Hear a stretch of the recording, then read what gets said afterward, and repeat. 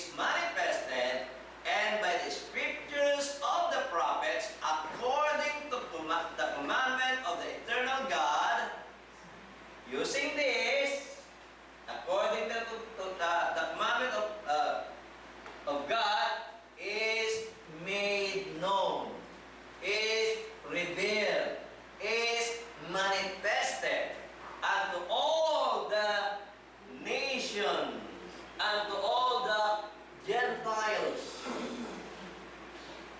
Yung all nation referring to Gentiles and the Jews. Kasi dalawa lang uri ng tao na tinutukoy ba na nakasulatan, the Jews and the Gentiles, na binubuo ng all nations. Okay? Unto obedience of faith. So itong mystery ito na hindi nila tinatanggap ay may kinalaman sa kaligtasan ng mga hindi. Okay, sinasabi nila, no God, no hope, no covenant of promise, no, not the people of God, no Christ, and they are uncircumcised. Pero sa Diyos, ang mga ito ay kasama pa rin niya sa pagliligtas. Kasunayan nga, plano niya na ito nung unang panahon pa. Eternal purpose ng Diyos ay isama sa kaligtasan ang mga hindi. Kung natatandaan niyo, binabasa natin, no? Doon sa Galatia.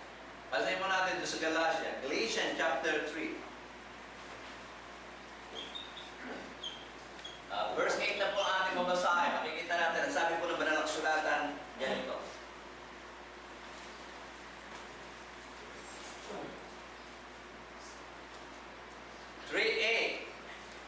Kita niyo yan, sabi, and the scripture. Anong scripture?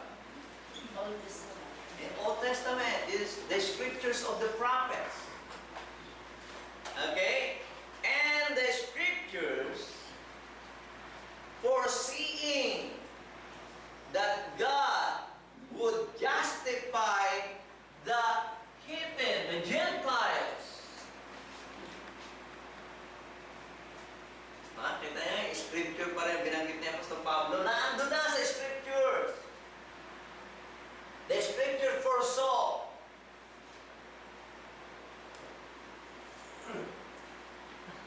The justification of the Gentiles. Okay, sabi doon, and the scripture foreseeing that God would justify the Gentiles through faith, preached before the gospel unto Abraham, saying, indeed shall all nations be blessed. Doon sa pangangaral ng Diyos ng Ebanghelyo kay Abraham, included na, no, yung mga hintil, sapagkat ang sabi ng Diyos, all the nations, not only the Jews, all the nations shall be blessed. All the nations shall be saved. Blessings of all nations means salvation. So, blessing of all nations means the blessings of or the salvation of all nations. So it is not limited to the Jews. It includes all the Gentiles. Mula pa noon, nung ipahayag ng Diyos ang kanyang tipan kay Abraham, nasa isip na ng Diyos, nasa plano na ng Diyos, na isama ang lahat ng mga bansa. Kaya nga inaawit natin, di ba? The gospel is,